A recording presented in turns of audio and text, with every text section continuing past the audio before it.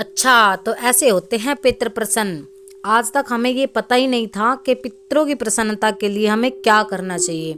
और सबसे ज़्यादा दिक्कत तो घर में पितरों को लेकर ही आती है, और सबसे ज़्यादा सवाल भी इसी चीज़ के लिए आ रहे हैं कि हमें तो हमारे पितरों का पता ही नहीं है, हमारे घर में तो कोई स्थान ही नहीं है, और अगर हम इनको मनाएं तो कैसे मनाएं।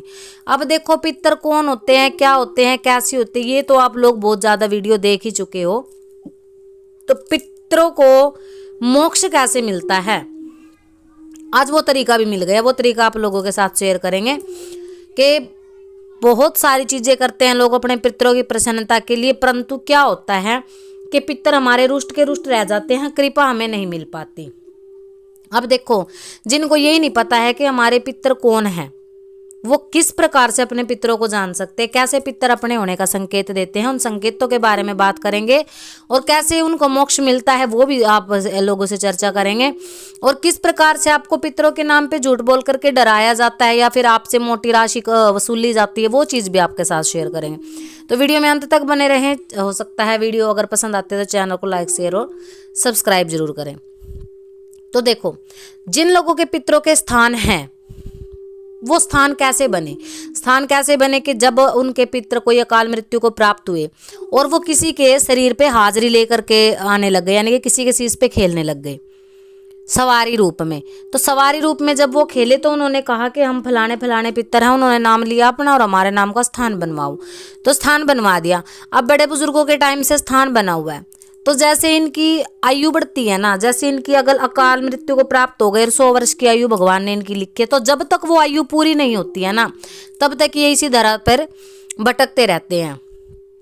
अब हम लोग इनको मुक्ति देने के लिए तरह तरह के प्रयास करते हैं, जैसे भोग लगाना, स्थान पे इनका गहना रखना, इनको नहलाना, इनका शुद्धिकरण करवा के लेके आना, कभी अच्छे किसी गंगा घाट पे स्नान करवाना, तर्पण करवाना, कभी पेहोमा। बहुत सारे लोग कहते हैं कि ये सब पाखंड होता है। देखो, ये पाखंड नहीं है।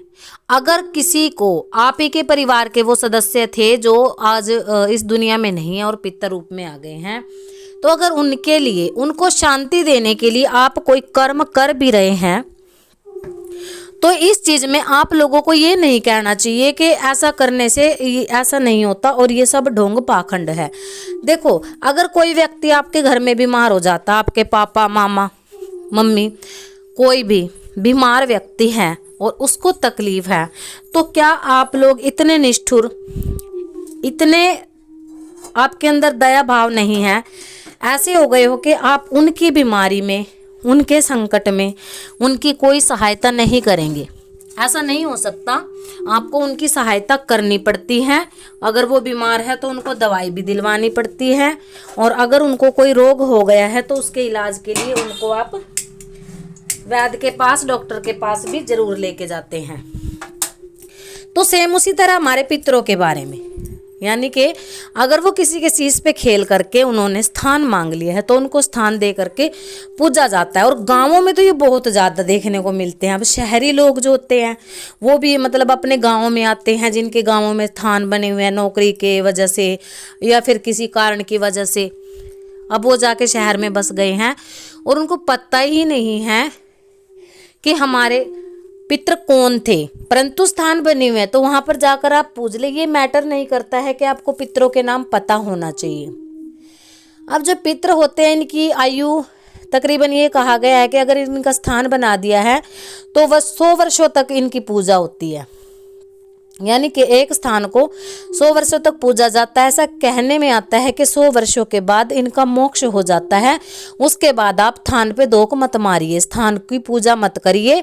अगर आप इनके मोक्ष होने के बाद भी स्थान की पूजा करते हैं तो ये आपको दिक्कत देते हैं। देखो, ऐसा कुछ भी नहीं होता है। अब जैसे हमने भगवान के लिए मंदिर बनाए हैं, बहुत सारे मंदिर हमने बना दिए हैं, और अब भगवान, श्रद्धा है आपके मन में तो वो मंदिर में जरूर मिलेंगे, श्रद्धा नहीं है तो वो खाली एक पत्थर की मूर्ति है। क्योंकि भगवान भगत के भाव से जुड़ा होता है। सेम वही चीज है, पितर भी अपने वंशजों के भाव से जुड़े होते हैं। अगर उनको मोक्ष भी मिल गया है और वो जो स्थान होता है वो उनका मंदिर ही होता है, उसको पितर देवता का मंदिर कहा जाता है। और ये पब्लिक प्लेस नहीं हो सकता, क्योंकि हर किसी के पितर अपने अपने घर के होते हैं। अब हमारे पितरों को आप क्यों पूजोगे, आपके पितरों को तीसरा व्यक्ति क्यों पूजेगा, है ना। ये हमारे घर के देव, देव यानी हमारे लिए भगवान। और अगर इनकी वजह से जैसे हमें कोई दिक्कत परेशानी आती है और ये स्थान मांगते हैं, क्योंकि ये इस भूमि पे, इस धरती धरातल पे भटक रहे हैं, अभी इनकी जो है आयु पूर्ण नहीं हुई है, और आप तो अपने घरों में बिस्तर पे सो जाते हो, परंतु इनको रहने के लिए जो है स्थान नहीं होता। अब ये दिन भर भटकते हैं, तो कुछ समय, कोई समय ऐसा होता है कि इनको भी आराम चाहिए। क्यों? क्योंकि इन्होंने वो मानव जीवन जिया है, ये उस शरीर में रह कर के गए हैं, इनको आदत है होती है उस चीज़ की, इन्होंने खाना भी खाया होता है, तो इनको खाने की भी लालसा रहती है। बेशक ये वायु तत्व हो गए, बेशक ये हवा हो गई है, परंतु इनकी वो लालसा जो है पूरी नहीं हो पाती है, और इसी कारण से वो शरीर के अंदर घर कर लेते हैं, और शरीर के अंदर घर कर लेने की वजह से हाजिरी बनने लग जाती है। हाजिरी बन के वो आपके शरीर में आकर के आपसे मांगते हैं कि आप हमारा थान बना दो, आप हमारे लिए ये पाठ करवा दो, आप हमारे लिए कर्म करवा दो। और उसके बाद आप देखते हो कि आपके परिवार में जो है पहले की बजाय कुछ सुख शांति है। अब इतना निष्ठुर कोई नहीं हो सकता है कि अपने ही परिवार के किसी सदस्य को, जो अब इस धरती पे नहीं रहा, जो कोई सुख नहीं भोग सकता, उसके लिए कोई कर्म ही ना करवाएं। अब बेचारे पितर जो होते हैं वो कोई महल चौबारे तो आपसे मांगते नहीं, यही 5 ईंटों का स्थान उनका बनाया जाता है। और कई घरों में तो ये देखा गया है कि उनके बड़े ऊंचे ऊंचे बड़े सुंदर भव्य मंदिर अपने पितरों के निमित्त बनवा देते हैं। कई लोग तो मूर्तियां तक बनवा देते हैं, और वो मूर्तियां अगर उनको भोग लग रहा है, प्रसाद लग रहा है, उनको स्नान आदि हो रहा है, उनके सिर पे पगड़ी वगैरह रखी जा रही है, तो क्या होता है कि वो देवता रूप में आकर के आपके घर के सभी कष्ट काट देते हैं।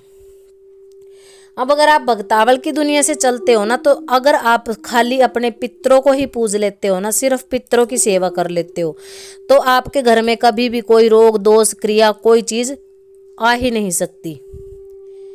ये सबसे बड़ी बात है। परंतु कुछ बड़े बड़े पंडित, कुछ बड़े बड़े भगत लोग ये कहते हैं कि जो थान पे पूज रहे हैं ना पितर, उनको नहीं पूजना चाहिए, और इनको ऐसे मोक्ष मिलता है। यानी कि 100 साल की आयु अगर उनकी हो गई है, तो उस स्थान को पूजने का कोई फायदा नहीं, वो नेगेटिविटी देता है, उनको अब मोक्ष मिल गया है। मोक्ष के लिए, उनके मोक्ष के लिए आप अपने इष्ट की पूजा करें, इष्ट से प्रार्थना करें कि हमारे पितरों को मोक्ष दिलवाओ, उनको जो भी दुख है कष्ट है, जब तक उनका ये जीवन, ये यहाँ का जो जीवन यात्रा अकाल वो चले गए हैं पूरी नहीं होती हैं, तो कृपा करके जो भी उनको कष्ट हो रहा है, मेरी भक्ति के पुण्य प्रताप से उनके ये कष्ट कटे। इसलिए आपको कुछ भी उनके निमित्त करना चाहिए, चाहे आप उनको जल से स्नान ही क्यों ना करवाएं। तो ये थी जानकारी पितरों के मोक्ष के लिए। आशा करते हैं पसंद आई होगी। सभी को जय माता की।